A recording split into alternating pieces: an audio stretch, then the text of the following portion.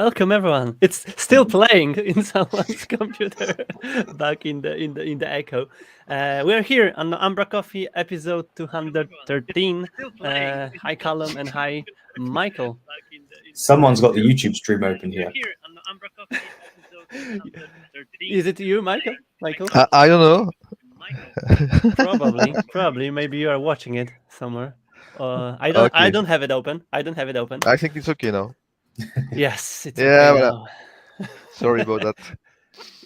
It just confirmed that we are really live then. Yeah, indeed. And Michael, it's your first time officially as a guest here with us. Indeed. It's very. It I'm took very a while. happy to be there. Yeah, but we were talking before going live that you were attending one of our first live episodes on Code Garden somewhere back in the day. It was one of audience. I think the first edition you made some live umbraCoffee there, and I was kind of in the spectator on stage, but looking at you and Callum and Niels and so on. Yeah, nice. Good memories. We still miss it, so it's a way to do it more often in this year and maybe upcoming ones. Hopefully, so good to have you here. Now you're fully deserving official umbraCoffee. Yeah, it's indeed. For the moment, I only have the coaster, so it's still good. Good. Yes. And maybe let's start from here, Michael. You were highlighted by our content recently a couple times, and it took us a couple weeks to get you here. Yeah, indeed. Due to some circumstances. Yes.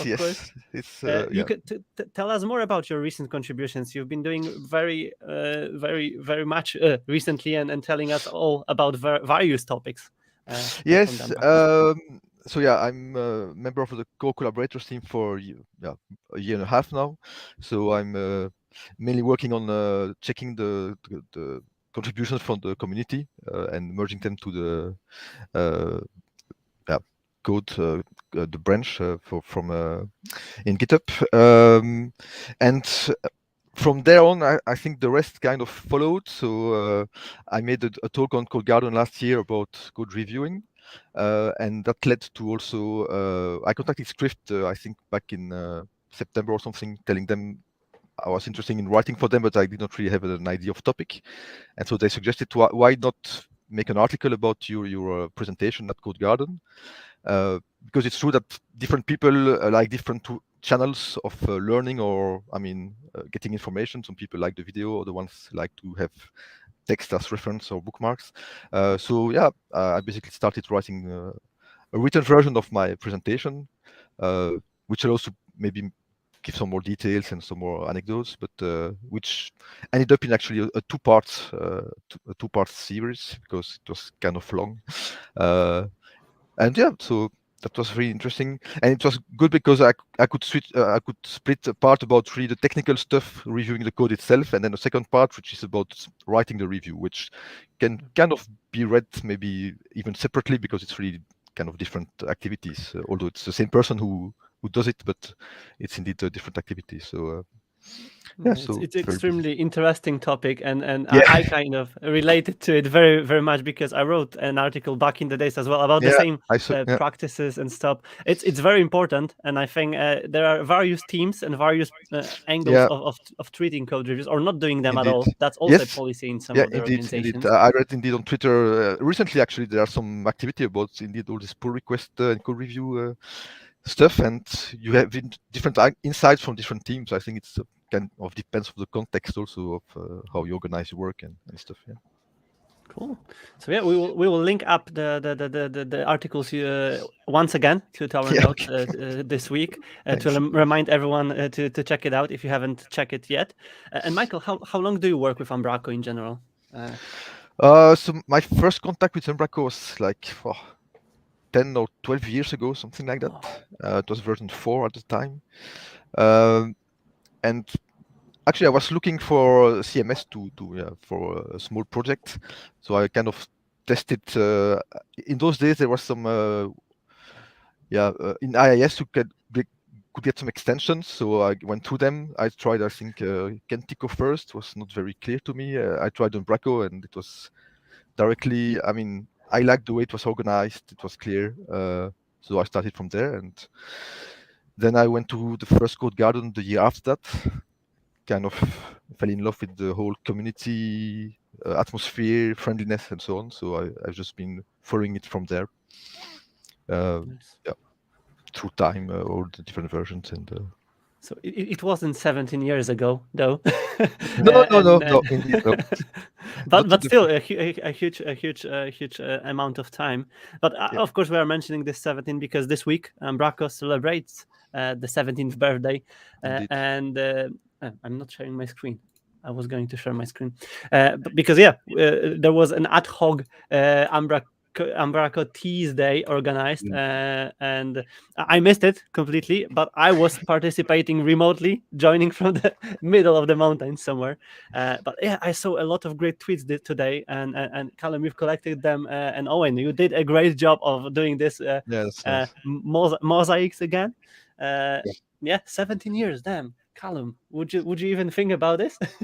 No, that's a long time, especially in my lifetime. But yeah, it's quite crazy. And of course, it was open sourced, I think, in 2005. So this is the open source birthday, I believe. But it actually started a little bit earlier than that.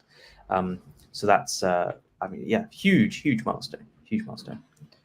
We're going to talk about this a little bit later, but if you look at the kind of evolution of Umbraco in even the past 5 years, crazy amount of progress has been made in 5 years, let alone 17 years.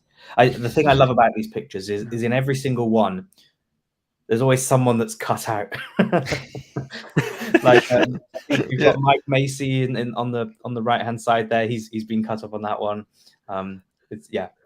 It's very difficult to get everyone in there, of course, but yeah. But still, it's a great highlight. It was great always to see the friendly bunch of faces and people collaborating in the ad hoc the Umbraco Teas days. And yeah, it's another happy birthday from all of us here, and cheers for more, because it's going to stay open source as it is, and there's a lot more to explore and celebrate over the years. Of course, we are privately, like all of the umbraCoffees Max highlighted there as well.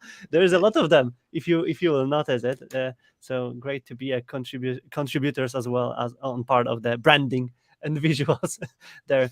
And maybe you can jump straight to the Umbraco releases, because again, New Year's, new celebrations, but also new releases are coming. And Michael, you probably observe it from the very inside process of merging, delivering. And there is Umbraco 8.18 RC2 released recently. That has some even more features. Do you have an overview of them, Michael, or you are more focused now on new V9 releases more? The last time it was mainly V9, indeed. It's just the last. Well, I've been a little bit sick the last week, so I didn't do much. But before that, so towards the end of the year, beginning of January, I tried. So it was made clear that we were ending version 8. So we tried to clean up a little bit what was still remaining. So I went through some older contributions for version 18 to try to get some extra functionalities there or some bug fixes. But for the rest, it's indeed mainly the focus is mainly on V9. That's a fact. Yeah. Nice. I think something worth highlighting is that the target release date was a little bit postponed because of these new features that Umbraco wants to have included in the last minor version. And there's one breaking change as well with the method to send emails with extended or reduced parameters. I can't remember now, but it's important to notice it, because everyone who uses it needs to adjust the code for it. But yeah, generally, it looks good. Everyone can test it before the final target release date, and as every RC, it just requires testing and attention again. And here's a fun fact for you. This is the highest minor version number we will probably ever see probably on an Umbraco release. Previously, Umbraco 7, 7.15. We're not going to see any more of those. Prior to that, Umbraco 4 had 4.11. That was a pretty high number. 8.18 now, that's the highest. However, because of the new release cadence, there's only ever going to be 3 or 4 minor releases for each version. Indeed. We're never going to see a version that high again. It's quite fun. it's still better to see the higher number in the major releases or minor, not that the patch releases, 8, 18, 125. Yeah, indeed. Sorry. Yeah, that's good. But that's good. I would still love to see 8, 18, 8, for example, just due to number of 8s. But no patch releases, no security fixes. Everything is all right now. Yeah, let's hope for so. Yeah. Let's expect this to be really solid, because we all probably going to update our 8 solutions to this one. So yeah, fingers crossed for good testing. Another big releases was from the vendor side, and we've been mentioning this one previously as prior to this release, but now it's officially released. 2.1 with a huge set of features. And Callum, I will once again give you space to tell us more about it, because you use it more often than I do. Nothing too different to last week. As I said, there's some great features in this: editable carts and actually previewing those carts in the back office. Loads of improvements to how that then works in the front end, like as in visually for you. Better search around orders. You can do tagging of orders now. A whole bunch of other fixes too. With this comes some breaking changes that largely relate to the fact that if you've got a custom property, a product adapter, it now needs to be able to do a few more things, like understand the store that you're a part of, which is great, by the way, if you're doing any customizations like plugging into third-party APIs to get data, so you can actually know which store you're in relation to, or if you're doing multi-store stuff and need different logic per store. And it now has this way of searching for products in the back office that you need to fulfill as well. Matt asked me before this, were the breaking changes too onerous, too difficult? Because we've got some solutions where we're heavily extending bits of vendor. And I actually managed to update from vendor v1 to vendor v2 and all the quirks that brought, and to kind of vendor v2.1, but a pre-release of it, and update all of my code in less than an hour. So a huge upgrade there. Only took me about less than an hour. So don't be too scared by these breaking changes.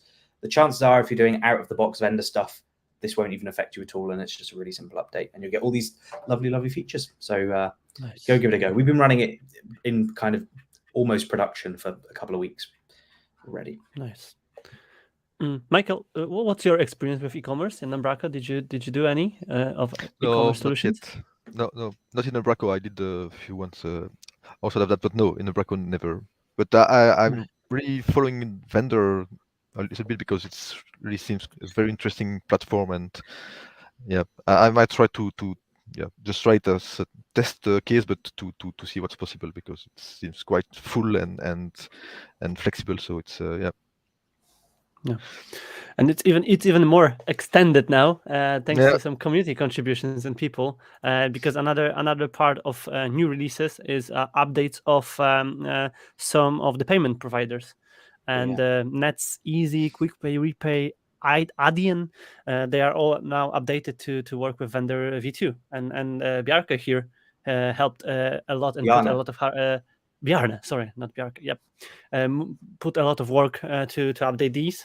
So now everyone who uses them can just easily apply them to the vendor solutions. So that's extremely good, and still a lot of room for another providers to be written and supported by it's got 10 or so kind of supported providers out of the box, and people can customize them quite easily and extend them to, or they're great templates if you need to build a custom one. So it's a very nice, rich ecosystem of plugins they've got there, actually. Yeah. So yeah, check it out if you are looking for e-commerce solution, or you use vendor already and you want to just upgrade to the most recent and most up-to-date version of your tool. Another one big update is from Lee, and it's Contentment 3.1.0. With some new property editors and a lot of fixes and updates new views and kind of stuff for existing ones, and yes, piles of fixes. And of course, this is multi-targeted, so it works for V8 as well as V9. Nice. Very cool. Nice, and has also a couple contributors helping Lee to deliver even more. And yeah, I'm still looking for perfect use cases for using Contentment and applying it more and more over the projects. But it looks like a great work, and yeah, thanks Lee for and the rest of the team here working on it to delivering it very well. A new property, looks really cool. I will mention one more, not contentment related later on. Another big one is from Aaron, and it's a new package called Mask Backoffice. And it looks really interesting because it allows us to. This is a V8 version, a V9 version of a V8 package. Okay, I haven't seen this one before. So yeah, that's not new, but it's a new version for V9. That's correct. Yeah, exactly. Okay. So yeah, it enables us to change and route the URLs to Umbraco backoffice, if I'm correct. Callum, did you use this one? For any no, I haven't. But I remember Aaron writing a blog post about it a couple of years back. Yeah, the idea of wanting to be able to hide or change the path, and I know a load of agencies have sometimes done that as kind of a security practice in some way. So packaging all that up just makes loads of sense. I've not used it personally. And you, Michael, any of use cases for hiding back office like this or masking it? Not yet, but I think it's indeed quite interesting for security reason. It can be a nice way to already stop the attackers at the starting point. I think there was, I guess it's still there, but you could just change the name of the folder or so the subpath. But I think this is going much further, so you have much more it's options. not so simple. So the routing and everything that's needed as well. So you can go further than just changing the root path, and I think it's quite nice for security. It's good. So nice. So yeah, definitely worth checking. And I still have Jeffrey's presentations in my mind when we talk about hiding back office all the time. So that's security. Another one is from Nathan.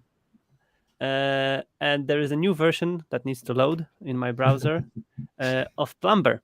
So yeah, workflow manager, an extension for Umbraco to manage workflows. Right now has a new release with a lot of bug fixes, and if anyone is using Plumber in the previous version, definitely it's worth updating. That's the one. I still also didn't find a use case for it yet, but as Nathan proved multiple times, it's a very great package. Yeah. If you ever want to do workflow stuff, it's definitely the go-to solution. Yep. So check it out. And Usekind has also a new release, 1.1.4, with some fixes to the issues spotted over the time, and similar as with everyone else and everything else. If you used it or want to use it, check out the new version released this week with some really nice fixes to images and favicons in this time. And last but not least from the package releases is a fallbacktext property that we've mentioned a couple weeks ago, and now it has an updated version. Really nice description and summary with some examples of how it can be used and what it can do. And straight from Dean, I have an information that there is a multilingual support now, so the checks are for multilingual version first, and then the fallbacks if there is no any language related version of the property out there. And one really interesting tip from Kevin Jump shared with the team, that thanks to summary part of the description and package manifest, the package now is also visible in Umbraco V9 package section.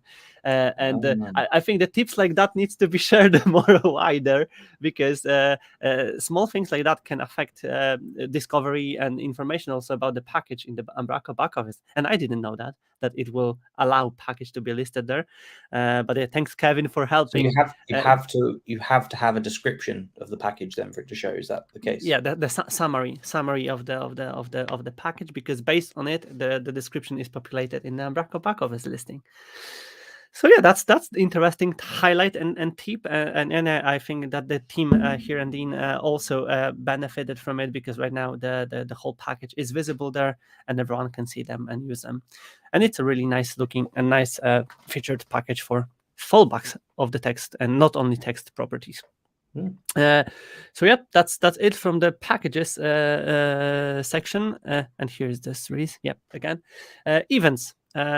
we've mentioned a couple of the upcoming events. We've been talking about the call for proposals for the Code Garden, and this is the weekly reminder that it's right now 2 weeks remaining to submit less than 2 weeks. Code Garden talks. Less than 2 weeks. I keep reminding people to be very, very wary of, just because it says 3rd of March there, it's 10 a.m. on the 3rd of March, European time. So if you're in the UK like me, that's 9 a.m. So really the deadline is the 2nd of March, meaning you've got 10 days to submit.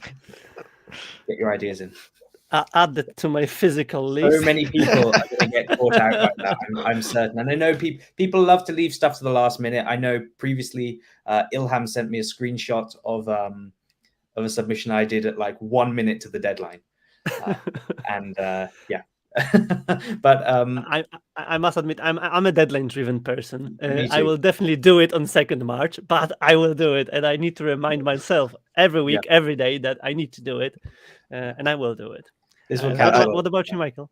Do you plan to submit anything from your side? No, this year I don't think so. This year not. But so last year I submitted my proposal 1 hour before the deadline, which was kind of a record for me, because usually it's indeed 2 seconds before. So I was quite happy about that. Super prepared. There's nothing like your heart racing, going, oh my god, I'm going to miss it.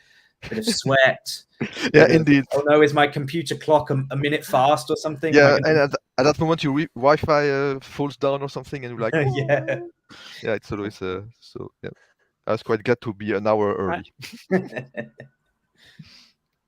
That's the benefit of this usually. I have one more link that we didn't have on the list, but I noticed today that Umbraco Award submissions are also open. And now we can also submit projects, solutions, and everything that can fetch any of the Umbraco Awards categories, and I can quickly open it here because as well for this. There's 2 new categories for it. Yes. Indeed. I don't know off the top of my head what they are. If you go, it's mentioned in the article. I think they just say the 2 new ones. Is it education, and professional services?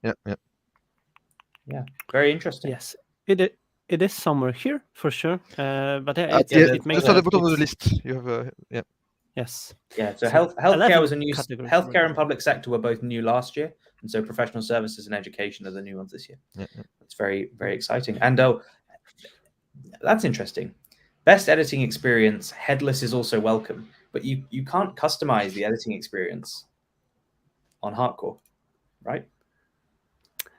Yeah, but it means that custom headless solutions are also welcome. Then but yeah, it's again, I think when I'm convincing myself to headless more and more recently, and it's more about how you work with data, not how you work on presenting your data, and that's something and I still remember Niels's presentation about the football pitch and the football players that were managed in the team, and still this data can be pushed to headless as a headless content, as a headless hub, headless data. And the editor's experience is still amazing. So it's not about how your content will be rendered, but how you populate your content. And I don't know if headless here was with the trademark or not trademark. It's from the lowercase h, and it's not mentioning hardcore. I'm wondering if that means like like a front end experience to edit content in Umbraco via the APIs rather than that could be CMS. You own CMS above the headless. Yeah, because as far as I know, the hardcore editing experience is not customizable. So maybe interesting. Yeah, but there's I think as well, and I may be wrong, but I think the blog post says deadline for submissions to be confirmed. It's changed. That's good. Deadline has changed. So it's 15th of May. Is the deadline. It was previously TBC here. It previously said the 22nd of May on the Code Garden site. So this has clearly been updated in nice. A little while. And I wanted to just say that every time when I watched Umbraco Awards, I felt inspired, and even when I tried to collect things. So here, more categories mean more crazy ideas and crazy implementations shared. Everything and Umbraco opened some of the submissions last year or previously years. I can't remember, but we could see a lot of great stuff being submitted there. So keep them coming. And reminder for all of us and all of you, companies, agencies, developers, freelancers, and other hackers. Share your work, because you do and we do a lot of crazy stuff that is hidden in our silos, and no one else knows about amazing things we do, and this is one of the greatest opportunity to get discovered, to get shared, and it's always good to brag about awards being given. That's for sure. And Callum, your team received a couple of them last year, right? Yeah, we did, and a lot of work went into actually making sure that the submission was of a high standard, and the video, whatever we produced, was reasonable. It's very hard to communicate all the great things about your project in a 2-minute thing, and then of course that's what the jury uses to assess it. But what I learned last year is they only show a snippet of that video publicly, and all of the things we were really proud of on that project weren't the things that got shown and highlighted. So you never really know when you're trying to condense all the great things about a project down into that 2 minutes, what people are going to pick up on as being the highlight. So yeah. Oh damn! You just reminded myself that I was doing a voice background for our submissions. Yes, I did too. Crazy stuff. If I will find these videos. I'm very thankful that they didn't include my audio in the thing that was shared, because again, 2 minutes, had to speak really quickly to communicate all the information. I think it took maybe 20 takes to actually get the audio right in that one shot, and I've shared it around individually since, but yeah, it's really fast. It's really fast. I apologize in advance for everyone who will be reviewing this year's submissions. If I will do my voice background, last year I treated it more like an acting exercise. Like imagine the solution where you see this.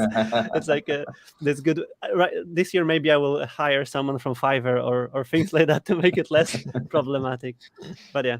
Let's keep it submitted, and people just share your work. That's the concept of it, and I would love to see it more and more. And all of the Umbraco also team benefits from submissions, because team in HQ can learn and knew what is happening, for what Umbraco is used for, how it's customized. So yeah, that's always amazing to see. Coming back to feedback and exchange of knowledge, there is a community office hours with the cloud team. On 23rd of February. So the whole a huge bunch of I wanted to say whole team, but it's impossible now to get the whole team from Umbraco. It's too many people, but the great participants from the cloud team are coming there to exchange knowledge. And the community, Francis Young's there, and he's been a massive user advocate of cloud since day one, pretty much. So yeah, I know he'll have some valid things to share there too. Yes, and another Umbraco HQ event helping in combining some knowledge and maybe submitting the ideas for the call for proposals to Code Garden is a Speakers Academy hosted on the day after, 24th of February. And there's already 15 attendees signed up. It's online, virtual, and everyone can exchange the ideas and maybe collect or have another nudge to submit the idea for for this year, Code Garden. I'm checking the list. And there's one more meetup before. This one's quite far in the future. There's meetups between now and then. There's going to be another London one. There'll be a Belgian one, I believe. But the Kent Umbraco meetup is coming back, and it's an in-person one for the first time in a long time. Yeah. So I think this is the first in maybe 3 years for Kent, because it sort of lost some steam, and I think Mike has reassembled a team where they'll be doing alternate locations, hosting between a couple of companies coming together to make this all work. I'm going to do a talk at this event, and March 17th. So it'll be good to see that meetup back finally. Yeah, I was scared it was February 17th, but then I realized that it's already 18th. No. There's a Umbraco Mumbai meetup, I think, between maybe coming this weekend. There's a few in the next couple of months, but I think a Glasgow one as well soon. Yeah, and Belgium we try to find some topics indeed for March, so we're still busy with that. And is it going to be in person or still virtual? For the moment, we keep it virtual because we actually notice that some people are more interested in being able to watch from home. It's not getting into traffic jams because big cities in Belgium it's always so full. So we will be evaluating through time, but for the moment we prefer to remain virtual indeed. Yeah. For our London meetup yesterday, we had Gertie join. Of course, she's part of the Belgium community, and indeed, yeah. And she was very much saying really likes the virtual meetups, gets to see people you wouldn't normally get to see, attend groups you wouldn't normally get to attend. Yeah, indeed, yeah. Because you can go to indeed attend London, or there was also I think Liverpool and London yesterday clashed. So you can obviously they clashed, but we had people from the Netherlands at our group, and I know the Liverpool meetup was very successful too. Of course, clashes weren't normally such a problem when things were in real life, because of course, I can't go to that one. But having a meetup that someone can join virtually like each week would be fantastic. Yeah, in person it's always nice, but I think virtual has some advantages as well. Yeah. Nice. Definitely there will be more in-person events, hopefully this year in front of us. But I still see a huge benefit of joining online events. But I'm a huge advocate of daily meetups, doing the day meetups. And I know that someone wanted to organize one at this time, but still didn't happen. So maybe soon. Another topics on our list, we can start from an interesting discussion about the Umbraco logo in Umbraco back office that we discussed last week. Yes, and it's a new thing. Yes. So there is a lot of discussion about it, and we've mentioned some ideas of being, for example, able to hijack this feature and change it for the client logo or some icon related with the brand of the clients to which we deliver the solution. But there is a lot of voices about hiding it, a lot of bad and good feedback about how it was taken. What are your opinions about this particular one? For me, I wouldn't care if it's remained there. I mean, it's a brand, so I mean, I guess other CMSs you also would see the logo somewhere. So I'm not particularly bothered by that, but I can understand maybe that's for some reason that some clients it might be interesting to not have it. But the good part is, and I think that's one of the reasons we had the RC2 for version 8.18, is that they pushed change requests so that you can now hide it through settings. So they had it settings that you can put. I guess default is true, but anyway, you can change it, and so you can choose to hide the logo in the back office. That's good. And it was acknowledged in this thread actually that there was a bit of a misstep, because this wasn't included in the 9.3 release candidate, but it was in the 9.3 major release. And so they kind of slipped. What's the point in having a release candidate if you're going to slip arguably new features, visible changes in? And HQ held their hands up and said, "Yeah, okay, we'll do better. This should have been reviewed." And I think it was a case that the PR was opened and merged within a day.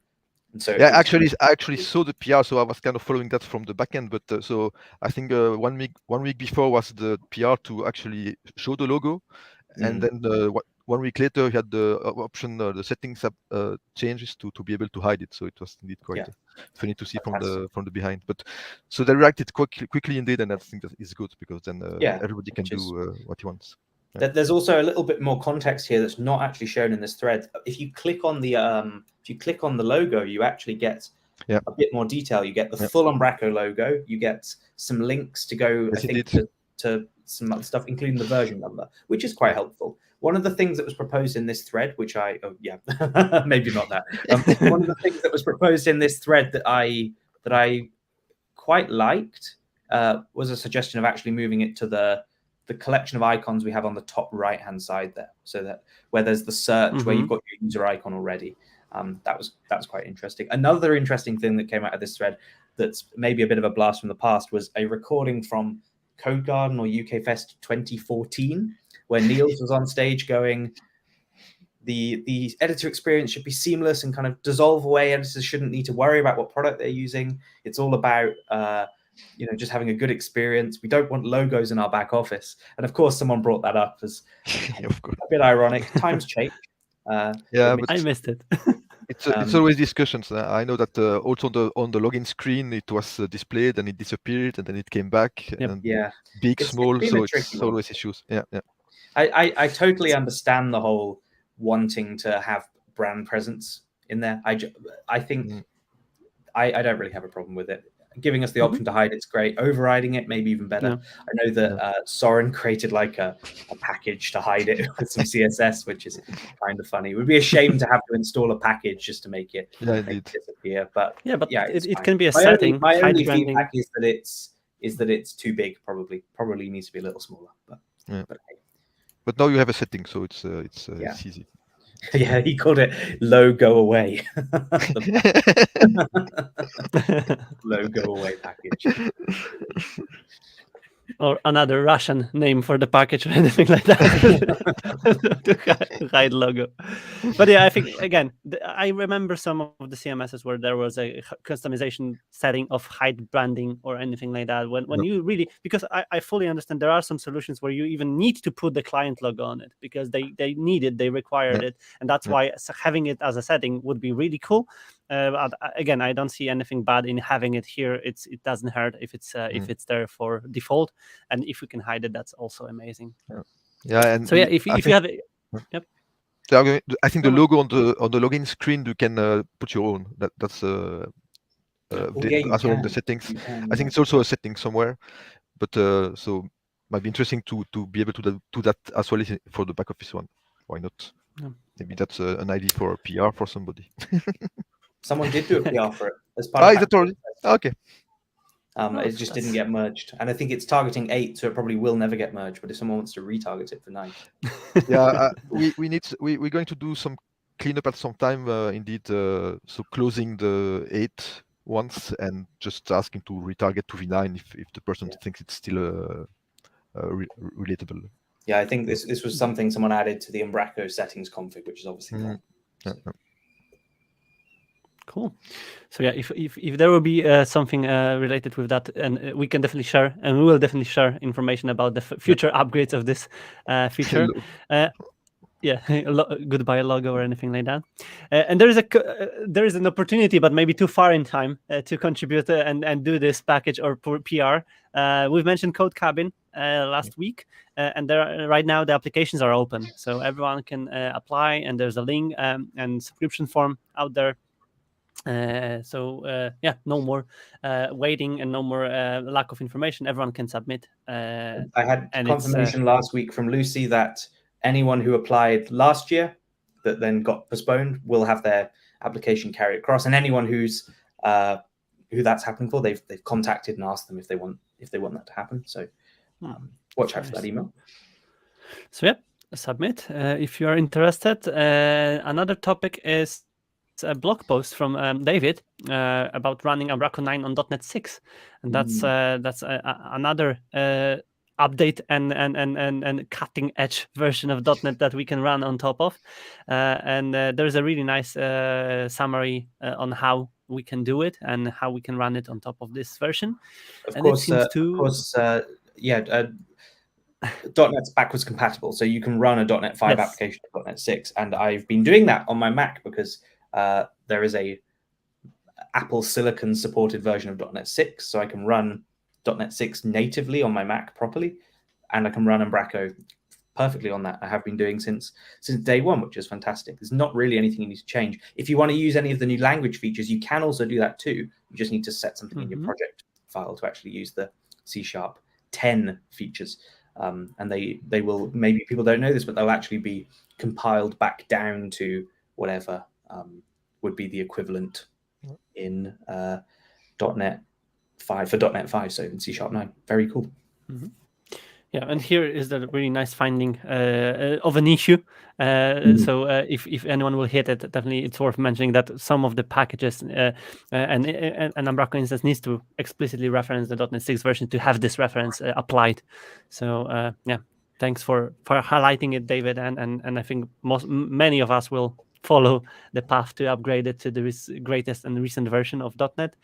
And yeah, that's a really nice blog highlighting this. Another one is from Purnima about friendly editor pages, and Purnima was doing a talk this week as well on Microsoft's text community. But this one was released prior to that, and it's about a very interesting topic, because I think many of solutions I worked with have or inherited from various projects were having a lack of pretty nice error handling, and it's such an important to know what's happening on the site. The way it was encouraged previously was, of course, hard coding node IDs, wasn't it? In your Umbraco settings, probably, which was horrible because that's something that we're kind of also taught never to do. So we ship a custom not found handler with all of our projects. But awesome post. So here it's how to implement one. It's how to implement one and set it up in alignment with the another handlers in Umbraco routing.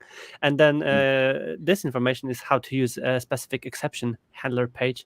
And it's for any 500 errors. And that's a really nice summary of how we can work with that. So yeah, thanks Purnima for sharing it. And this is a sneak peek from Purnima's talk. Still, something went wrong. Yeah, I need to reload.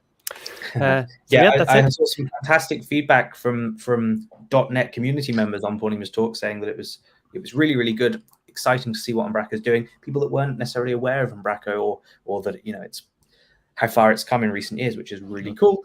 And just to add, the stream yesterday had over 3,000 viewers, which is really, really cool. So wide reaching. Hopefully, lots of people saw Purnima's talk.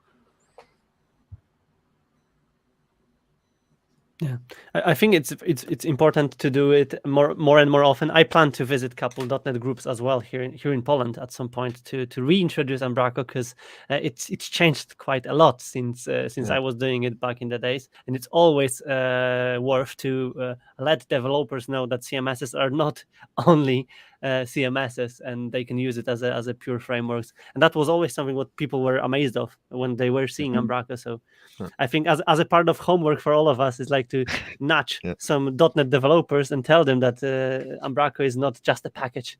It's something else and something more, definitely. Cool.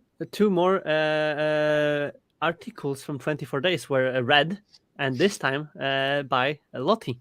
And article number 11 and article number 12 are now on 24 Days YouTube channel. And everyone can listen to them in the meantime.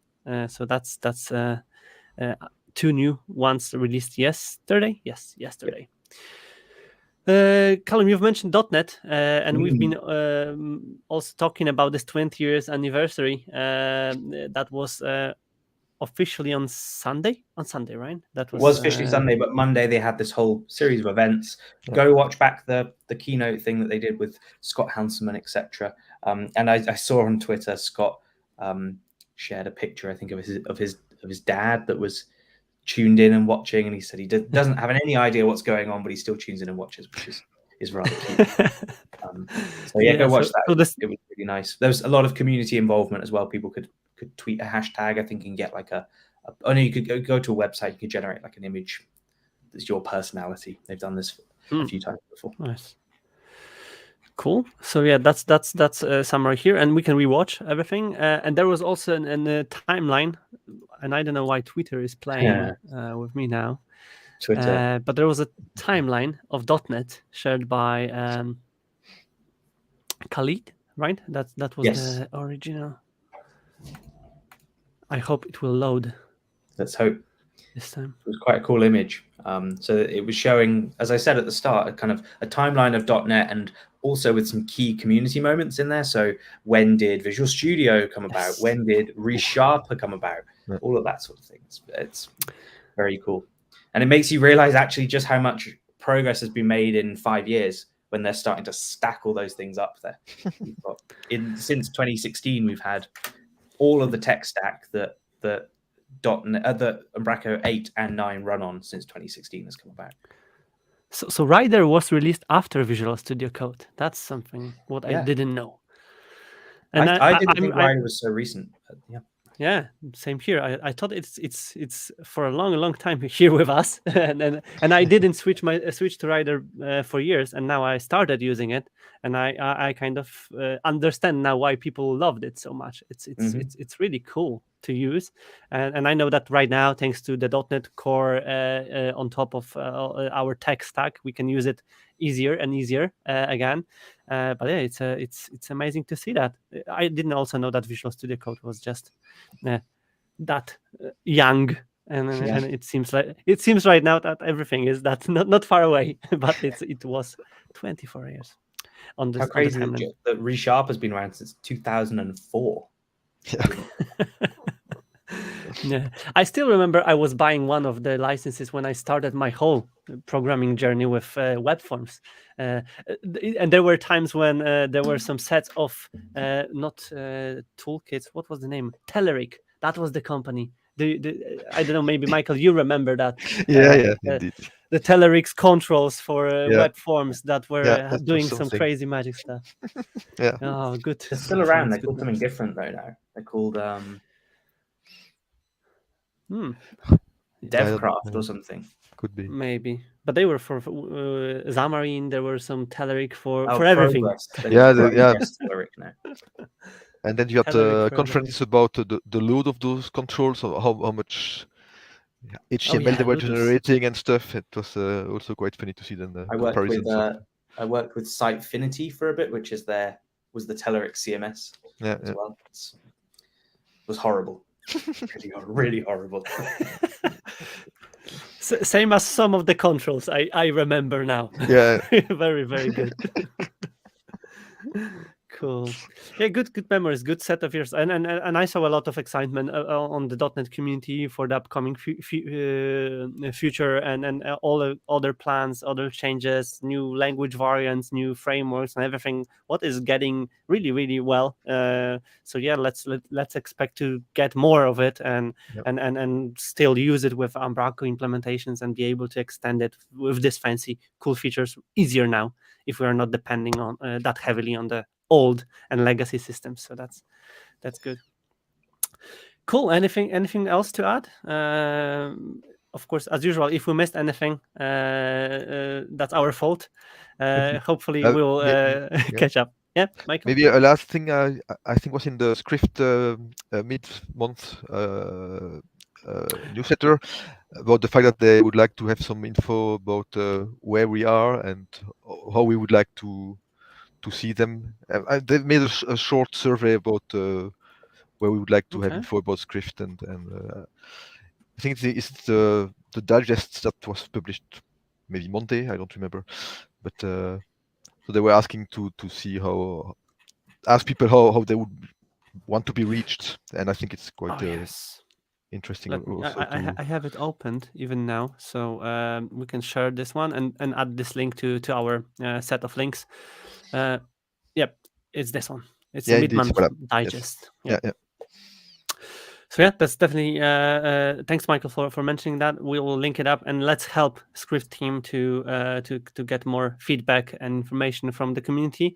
And that's probably all of the news we had prepared. Let us know if there's anything else you want to highlight on the next upcoming umbraCoffee releases. And yeah, we'll come back as every other Friday next week. And thanks, Michael, for joining us today. Thank you for inviting me. It was very nice. Yeah. Thanks. Keep us up to date as well with any cool contributions you will highlight, and if you'll do anything worth mentioning, also let us know, and keep up the amazing work, and tell me more about pull requests if you will have new lessons learned, the good and the hard way as well. Okay, yeah. We have a question in the chat here just quickly from Corne, which maybe we can ask whilst Michael's still here. Do you have any tips for the community for submitting PRs to make your life easier? Good question. I would say most of the PR we get are already of very good quality because you have details about what needs to be done. It's always good to have an example because indeed sometimes it's not maybe obvious for us. It's maybe obvious for the person who's doing the pull request because he's working with that specifically.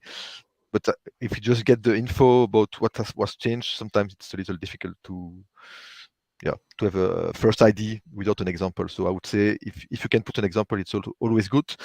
But most of the time, where the description is really well written, and also the code itself is of good quality, so you can easily understand what's going on. So I would say keep doing like you do now, but yeah, maybe if possible, put an example or how to reproduce or how to get to that specific settings or Yeah, I think one thing what I spotted when we tried to contribute as a team or with our team members, it was search for related issues or anything what might be already there. And I know that it's hard to maintain it from the maintainer's perspective to get rid of duplicates or find anything what is already maybe open. But if we as the contributors can already search if there is maybe something else like that reported or done, it would help you and other people to remove duplicates and not indeed. overdo. I don't think we get too many, but indeed it's always good to have a check in the issues or maybe a quick check on the pull request if there's something already done. We try to keep the number as low as possible so that it's easier for everybody, of course. But and again with PRs, it's already sometimes not too far, but it's already too late if you have made a pull request. But when you report issues or want to start on working on something, it's good to see if someone else is not working. Indeed. Cool, good question, Cornan. Thanks Michael for explaining it from your perspective. So yeah, that's all for today. Have a good and an amazing rest of the day, everyone, and we will see each other on the next Friday. Indeed. Thanks, Michael. Thanks, everyone. Thank you. Have a good rest of the day. Bye-bye.